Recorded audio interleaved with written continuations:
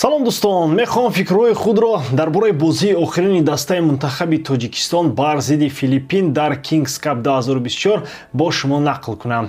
Албатта ҳамамон умед доштем ки натиҷаи беҳтар ба даст меорем, вале мутаассифона ҳисоби ниҳоии 0-3 ба фоидаи мо набуд. Бале, ин бохт аз дастае ки дар ҷои 148-ми рейтинги FIFA қарор дорад ва дар 10 бозии охир ғалаба накардааст, ноумедкунанда аст. Аммо биёед бубинем ки чӣ рӯй дод. Аввалан бояд қайд кард ки чанд бозингари калидӣ дар ҳаяти мо набуданд. Ин бешубҳа ба бозӣ таъсир расон. Аммо аз тарафи дигар истодии мураббиён ба футболбозони ҷавон имконият дод ки худро нишон диҳанд.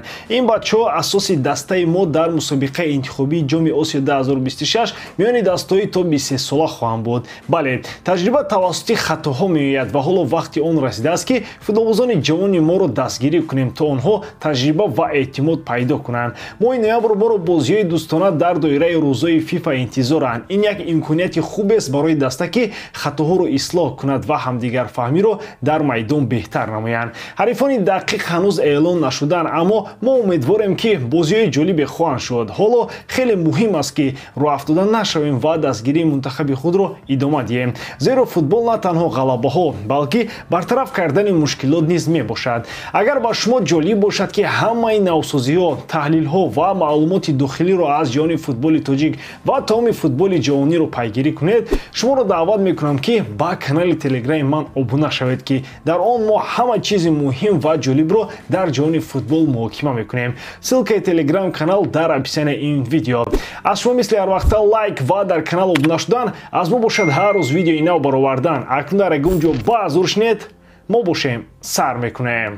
Дӯстон, имрӯз низ як қатор бозиҳо дар ҷои миллатҳо мегузарад ва шумо метавонед ин рақобатҳоро бо 1x ҷолибтар гардонед. Ин ширкат чандин сари сол мешавад ки кору фаъолият дорад ва беҳтарин шароитҳоро фароҳам меорад.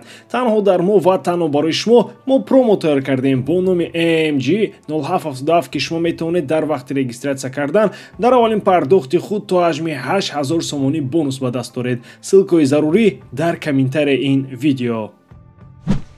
Ассотсиатсияи футболи Англия дар назди интихоби муҳим қарор гирифтааст. Пас аз шикаст аз Юнион дар Лигаи Миллатҳо ва номоянӣ бо мураббии муваққатии Ли Карсли, даста ба пешвои нав эҳтиёҷ дорад. Номзади асосӣ ба вазифаи сармураббии дастаи мунтахаби Англия Томас Тухел мебошад. Мутахассиси олмонӣ бо таҷрибаи худ дар гирифтани ҷоизаҳо ва кори муваффақ бо клубҳои бузург ба монанди Челси ва Бавария машҳур аст. Ба иттилои Sky Sport News, ассотсиатсияи футбол бо агентҳои Тухел гуфтушунидҳои фаъол дорад ва кӯшиш мекунад ки таъиноти ӯро ҳар чӣ зудтар таздиқ кунад. Ин таъинот ба пардохти ҷубронпулӣ ба Бавария эҳтиёҷ надорад ки ин созишномаро бозам ҷолибтар мегардонад. Гарчанде ки бояд бисёр ҷузъиёти шартнома аз ҷумла маош ки каме аз 100 000 фунт дар як ҳафта зиёдтар мешавад мувофиқа шавад, тарафҳо хушбинанд. Тухел хоҳиши бозгашт ба Лондонро изҳор мекунад ки дар он ҷо бо муҳити футболияш аллакай шинос мебошад. ҳавасмандӣ ба Пеп Гвардиола ки қаблан ҳамчун номзад баррасӣ мешуд, дар айни замон коҳиш ёфтааст ва тамоми таваҷҷӯҳ ба таъини эҳтимолии Тухел равона шудааст. Росташро гӯям, ман ба сарнавишти тими миллии Англия чандон таваҷҷӯҳ надорам, аммо хабарҳо дар бораи он ки Томас Тухел метавонад мураббии нави онҳо шавад, диққати маро ҷалб кард. Тухел ин номест ки худ аз худ сухан мекунад. Ӯ медонад ки чӣ тавр ба муваффақият ноил шудан лозим аст ва ин эҳтиромро ба вуҷуд меорад. Пас аз шикаст аз Юнион англисо албатта ба назари тоза ниёз дорам ва Тухел метавонад ҳамон шахсе бошад ки ба даста ҳаёти тоза мебахшад. Албатта ман мухлиси тими миллии Англия нест, аммо ҷолиб аст ки чӣ гуна онҳо мушкилоти худро ҳал мекунанд. Бидуни зарурати пардохти ҷубронпулӣ ба Бавария ва бо назардошти хоҳиши ӯ ба Лондон баргаштан, ин ба назар мерасад ки барои ҳардуи ҷониб созишномаи судманд аст. Ҳарчанд ман ба англисо мухлисӣ намекунам, ман кунҷковам ки Тухел бо ин вазифа чӣ гуна мубориза мебарад. Шояд таъиноти ӯ оғози чизи нав ва шавқовар дар футболи ҷаҳон шавад ва ман бо хушнудӣ ба ин нигоҳ мекунам. Футбол танҳо бозӣ дар майдон нест, балки зиндагии мураккаб дар паси он низ ҳаст. Дар маркази диққат на танҳо голҳо ва ғалабаҳо, балки саргузаштҳои шахсии бозингарон низ ҳастанд ки баъзан ба саҳифаҳои аввалини рӯзномаҳо мебароянд. Имрӯз мо бо як расвоии баланд ки бо яке аз маъруфтарин футболбозони замони мо Килиан Мбаппе вобаста аст гап мезанем. ғайб задани ӯ аз дастаи миллии Фаронса дар бозии Лигаи Миллатҳо бар зидди Изроил сабаби бисёр тахминҳо ва овозҳо гардид. Ба ҷои дастгирии дастаи худ дар майдон Мбаппе дар маркази расвоӣ қарор гирифт ки бо айбдоркуниҳо дар ҷинояте ки ӯ қатъиян инкор мекунад вобаста аст. Дар асл чӣ гуна аст ва чӣ гуна ин ба карьераи истеъдоди ҷавон таъсир мерасонад? Ки фикр мекард ки Килиан Мбаппе яке аз дурахшонтарин бозингарони насли худ дар маркази чунин расвоӣ қарор мегирад? Ростӣ, вақте ки аввалин бор шунидем ки Мбаппе ба бозии дастаи миллии Фаронса аз сабаби ҷароҳат нарафтааст, фикр кардам хуб мешавад ҳар чиз рӯй медиҳад. Аммо баъд вақте ки хабарҳо дар бораи сафари ӯ ба Стокгольм пайдо шуданд ва баъд дар бораи клуби шабона, дар ин ҷо аллакай шубҳаҳо пайдо шуданд. Фикр мекунам ки ман танҳо набудам ки чунин фикр кардам ва инак мисли раъду барқ дар осмони соф айбдоркуниҳо дар ҷиноят. Медонед, дар чунин лаҳзаҳо ман ҳамеша савол медиҳам, чаро чунин хабарҳо маҳз дар он вақт пайдо мешаванд ки бозингар бо клуб мушкилот дорад. Ин нахустин ҳол нест ки васоити ахбори омма футболбозро дар лаҳзаи номувофиқ мекушанд. Килиан таъқид мекунад ки ин ҳама фейк аст ва ман ба ӯ бовар дорам. ҳадди ақал аз он сабаб ки чунин айбдоркуниҳо аллакай ба як нав эффекти махсус дар ҷони варзиши бузург табдил ёфтаанд.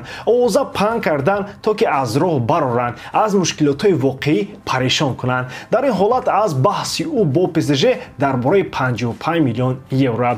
дар мавриди Реал ки Мбапперо аз акси рекламавӣ хориҷ кард, ин ҷо низ ҳама чиз сода нест. мегӯянд ки ин аз сабаби шартнома бо Найк аст, аммо ҳар чӣ бошад вазъият аҷиб менамояд. аммо ин футбол аст дӯстон ва дар ин ҷо ҳамеша барои ғайричашмдоштиё ҷой ҳаст. дар ҳар сурат ман умедворам ки ҳақиқат ба зудӣ равшан хоҳад шуд ва мо боз Килианро дар нақши маъмулӣ мебинем гол задан ва бо бозии худ дар майдон моро шод кардан. Эрлинг Холанд, яке аз ҳамлагарони барҷастаи замони мо, қароре қабул кард ки метавонад тавозуни қувваҳоро дар футболи Аврупо тағйир диҳад. Ба иттилои манбаъҳо, ҳамлагари норвегӣ омодааст ки дар тобистони соли 2025 Манчестер Ситиро тарк кунад то қадами нав дар карьераш гузорад. бо вуҷуди таваҷҷӯҳи ПСЖ, Холанд ба бузургдастҳои Испания, Барселона ва Реал Мадрид афзалият медиҳад. ин интихоб амбитсияи футболбоз ва талоши ӯ ба сӯи озмоишҳои навро таъқид мекунад. дар ҳайати Манчестер Сити, Холанд нишондиҳад олӣ нишон медиҳад ки дар як бозӣ ба ҳисоби миёна беш аз як гол мезанад. муҳлати шартномаи ӯ то соли 2027 аст ва арзиши бозории ӯ ба 200 миллион баробар мебошад. чӣ гуна таъсир хоҳад дошт гузариши эҳтимолии ӯ ба футболи ҷаҳонӣ, вақт нишон медиҳад.